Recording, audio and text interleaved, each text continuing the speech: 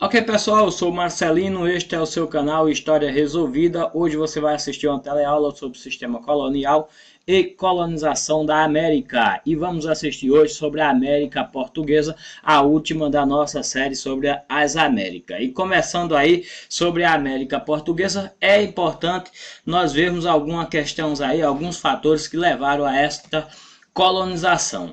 E o primeiro fator aí que aparece, que leva aí essa colonização, é a centralização do poder, a burguesia e novas rotas comerciais. Nós vamos ver aí que o estado de Portugal foi um dos primeiros estados aí a centralizar o poder, a ter uma burguesia bastante rica e procurar aí novas rotas comerciais.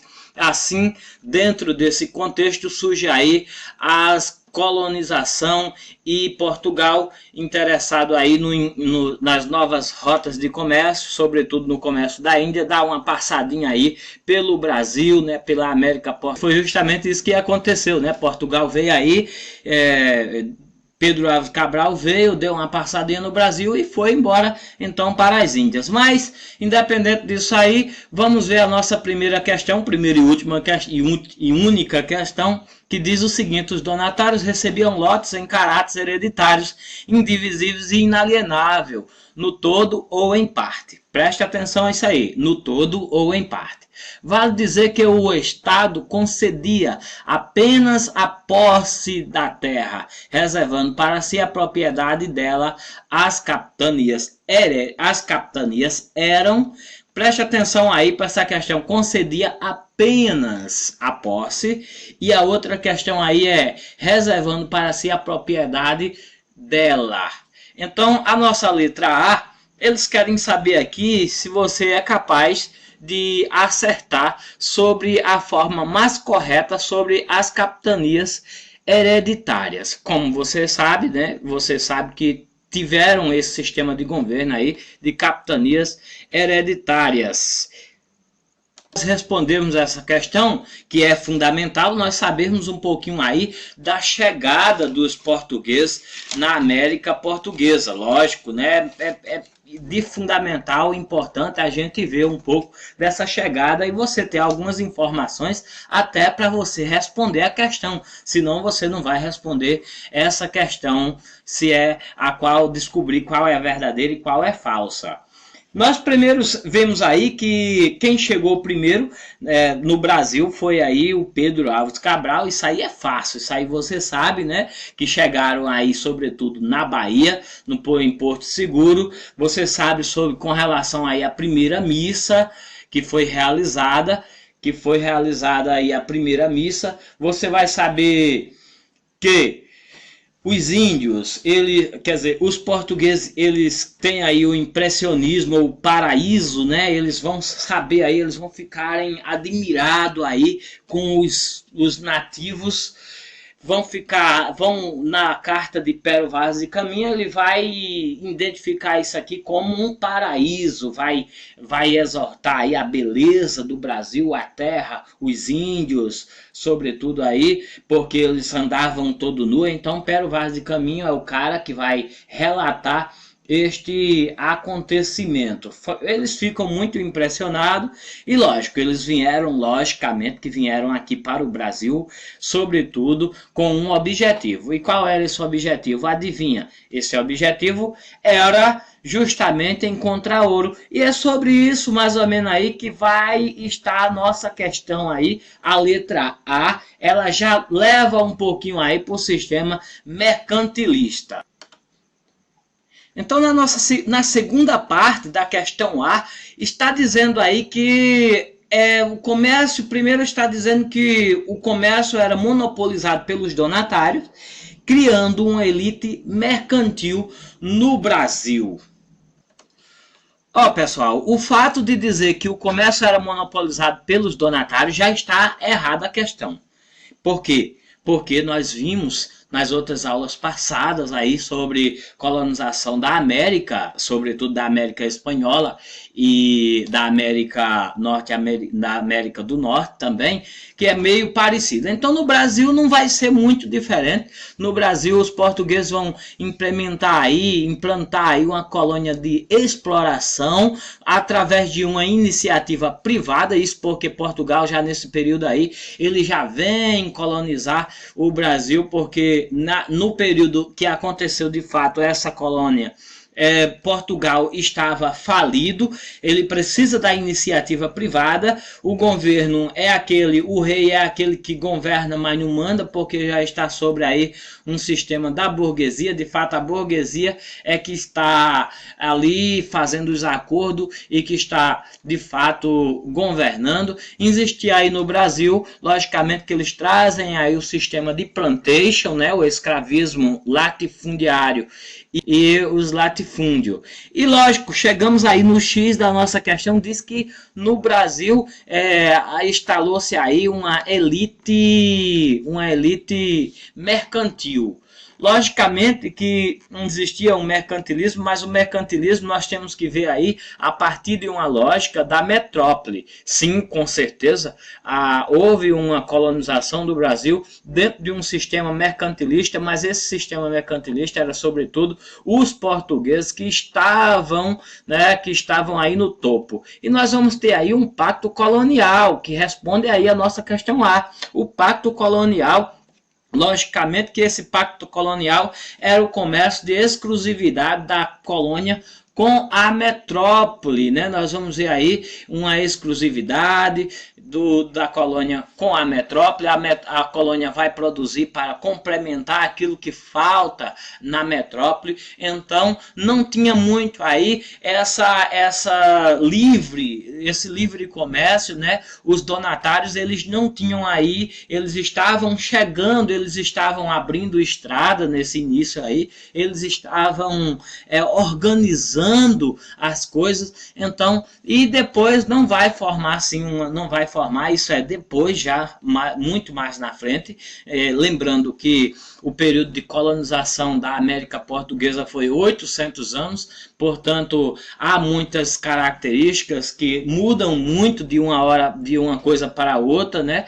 E vai acontecer aí, mas sobretudo pense aí no seguinte, pense num pacto colonial. O pacto colonial é a colônia sendo subjugada, pelo que o monopólio está sobretudo com a coroa. Valeu, portanto, essa questão ela está completamente errada, né? A colônia, os territórios da colônia, cujo comércio era monopolizado pelos donatários. Jamais, não aconteceu isso, os donatários não monopolizaram o comércio, tampouco criaram a elite mercantil no Brasil. Veja, vamos ver agora a nossa letra B, que diz o seguinte: regiões doadas pelo rei. Está dizendo aqui, lembramos de ler sempre o começo, que diz que as capitanias eram regiões doadas pelo rei a seus amigos, porém obrigados a produzir açúcar durante 10 anos para garantirem a propriedade da terra. Nós vamos ver um slide com relação a essas questões aí, mas se você observar um pouco, essa questão aí, ela está contradizendo já o enunciado. Por si só, não precisaríamos nem olhar para os slides, para outras questões, para outros fatores. Nós já responderíamos essa questão como errada, só olhando aí para o enunciado. Primeiro que o enunciado vai dizer que são capitanias, lotes de caráteres hereditários, são capitanias, lógico, hereditárias, né, indivisíveis e inalienáveis. E vai dizer aí que, portanto, a posse, ele vai conceder a posse da terra, reservando para si a propriedade. E na nossa letra B está dizendo que depois de 10 anos, eles produziam açúcar, né, durante 10 anos, para garantirem a propriedade da terra. Veja que já contradiz, e o nosso enunciado está dizendo que eles não tinham a propriedade da terra. Era apenas a posse da terra. Mas vamos ver alguns slides aí para nós ter mais alguns esclarecimentos, até pelo fato dessa questão aí de ser regiões doadas pelo rei a seus amigos. Ó, pessoal, então Nós vamos ver aqui que a colônia de exploração, lógico, e era aí uma iniciativa privada. Não tinha muito essa questão aí de amizade, mesmo porque eu vou dizer o seguinte, com relação às amizades, muitos amigos do rei seriam uma afronta até o rei chegar e oferecer uma colônia para um nobre português, né? Então, o que acontecia aí era que a iniciativa privada, quem tinha dinheiro para investir, logicamente que era pessoa assim conhecida do rei, apontada pelos seus ministros e etc., que vinham aqui, não vinham para ficar, isso é interessante a gente notarmos isso, que eles não vinham para ficar, eles vinham aí para fazer uma colônia de exploração, ganhar algum dinheiro, muito dinheiro, eles visavam esse lucro, e voltar para Portugal, porque a sua vida era lá. Aí nós vamos ver aí o seguinte, com relação aí à questão do açúcar, vamos ver que a primeira atividade, logicamente, que é a atividade do pau-brasil. Né? Nós vamos ver que existiu aí uma colonização, teve no início aí algumas expedições esporádicas, mesmo para marcar território. A primeira relação aí, o primeiro comércio aí foi o do pau-brasil. No início, Portugal não estava muito interessado, porque para ele interessava mais os negócios nas Índias, portanto, por isso que eu coloco aí desenvolvimento a partir de 1530. Veja que de 1500 a 1530 a colônia fica praticamente aí abandonada, vindo aí esporadicamente, aparecia aí os franceses também nesse período aí para fazer alguns comércios também com os nativos. Os franceses por algumas vezes foram combatidos pelos portugueses. E nesse sistema aí, é importante nós lembrarmos aí do pau-brasil, que foi implantado, que nós vamos ver depois, as feitorias, era casas onde, além de marcar os territórios, também serviam para acumular essa madeira e levar aí para a Europa. E foi praticado aí, de início, o comércio com os índios na forma de escambo, né? O famoso escambo, que era a troca de objetos, como espelho, faca, machadas, essas questões aí também que os franceses praticaram no Brasil, os portugueses também praticaram bastante, e o nativo, logicamente, que nessa relação aí ele era livre. A partir de 1530 é que passa aí o sistema de escravismo. Primeiro, nós lembramos que não só o Brasil não foi um país escravocrata a partir da escravização do negro, mas sobretudo do índio. A partir de 1530 começa aí um sistema de escravismo, sobretudo dos nativos. A relação aí entre portugueses e nativos começa a mudar.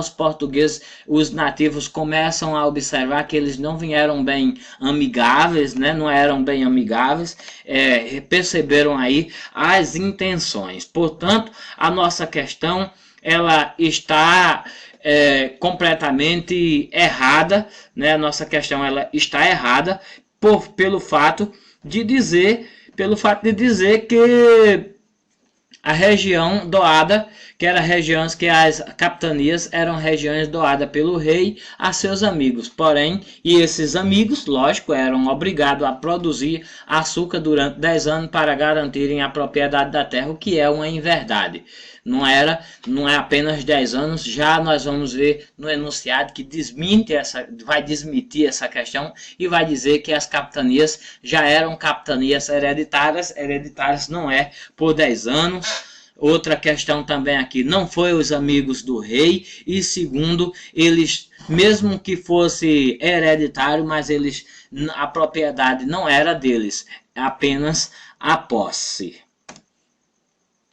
A nossa questão C, ela diz que era território, diz o seguinte, que as capitanias eram territórios coloniais controlados pela metrópole, através de funcionários especiais, os donatários. Até que em parte, sim, está correta. Em que está correta? Dizer que era territórios coloniais controlado pela metrópole pela metrópole. Até aí tudo bem, mas quando fala através de funcionários especiais, aí cita quem é funcionários especiais? Os donatários. Não, os donatários eles não eram funcionários especiais. Lembramos que os donatários eram empresários, né, que estavam aí em busca de lucros e eles tinham eles visavam aí esse lucro, vieram para o Brasil, para a América Portuguesa para ganhar dinheiro, ganhavam aí essas capitanias e essas capitanias tinham que desenvolver. E lembrando de desenvolvimento, é importante lembrar que sobre política administrativa, vamos falar um pouquinho, que a princípio foi criado aí, foi dividido o Brasil assim, foi criado as feitorias, depois guarda-costas, que era alguns que eles traziam e deixavam aí na costa do Brasil, e depois as capitanias hereditárias. Essas capitanias hereditárias foram criadas em 1534, 4 anos depois de começar aí a explorarem o pau-brasil. Essas capitanias foram criadas em 1534. É importante nós frisarmos que foram 14 capitanias, e as que saíram aí na frente foi justamente a capitania de Pernambuco e a capitania de São Vicente, em São Paulo, né, que fica na região de São Paulo. A capitania de Pernambuco era governada por Duarte Coelho e a capitania de São Vicente foi governada por Martim Afonso de Souza, um dos primeiros a colonizar a vila de São Vicente, logicamente. Olha, é importante também nós lembrarmos com relação à capitania hereditária que dentro desse sistema de capitania existiam alguns documentos que chamamos de carta de doação e floral. O floral, logicamente, dizia sobre os direitos, deveres e outras questões que os donatários faziam. Os donatários, eles escolhiam também pessoas e dividiam aí essa capitania em terras que eram chamadas de Seis Maria. Então, dentro desse sistema aí, a que deu certo foi a capitania de Pernambuco e a de São Vicente e São Paulo.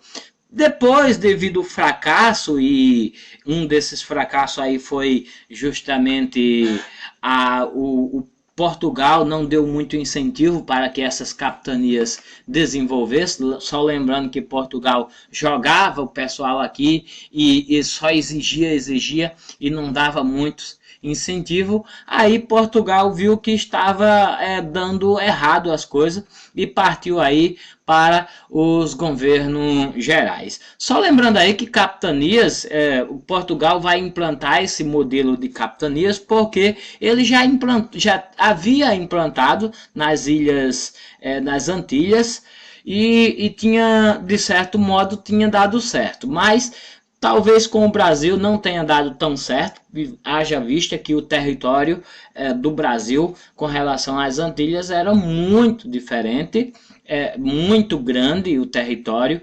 completamente diferente, e também tinha aí a questão dos nativos, né, que os nativos aí não era brincadeira, houve muita resistência, os nativos faziam aliança com outros, com franceses, com espanhóis, e ora estava do lado dos franceses, ora estava do lado dos portugueses, mas sobretudo aí vai haver também aí o jesuíta que vai cristianizar, ajudar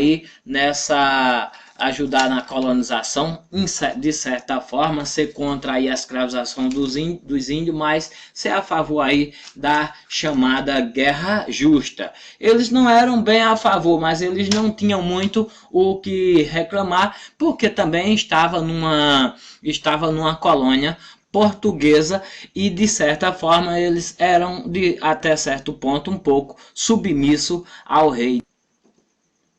Portanto, pessoal, vocês vão ver aí que durante toda essa explanação você não vai ver nenhum funcionário especiais, né, ou donatários que são funcionários especiais. Donatários não eram funcionário do rei.